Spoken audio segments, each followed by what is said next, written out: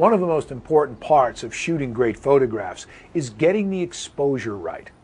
Even though you might be able to use a computer later to try and compensate for bad exposures, there's just no substitute for getting it right in the camera. So it's no wonder that there are more controls on the D60 that have to do with exposure and metering than any other part of the picture-taking process. I like to explain exposure by breaking it down into 3 parts. First, you need to decide which of the 12 exposure modes you're going to use.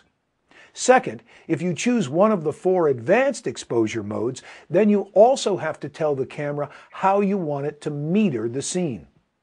Metering is the term used to describe how the camera decides what the best exposure setting should be just before it snaps the shutter. And third, there are a couple of additional controls that you can use to fine-tune the automatic exposure settings when necessary. Now, as I said at the beginning of this workshop, I'm going to assume that you already understand what shutter speed, aperture, and ISO are, and how they interact to affect the exposure.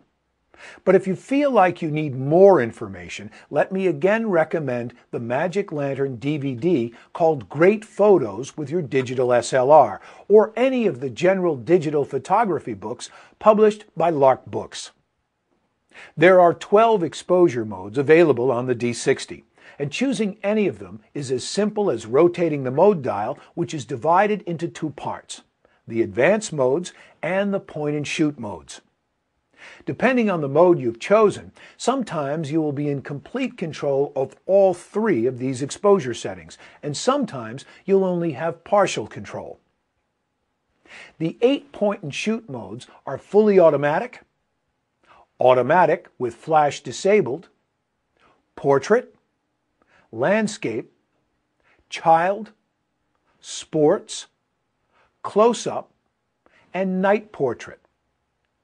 Now, you need to understand that all of the point-and-shoot modes are really just different variations of putting the camera on automatic exposure. So if you simply don't want to be bothered with setting any of the camera controls yourself, just turn the dial to one of these modes and start shooting. But I encourage you to think twice before using any of the point-and-shoot modes, because they take too much control out of your hands and give it to the camera.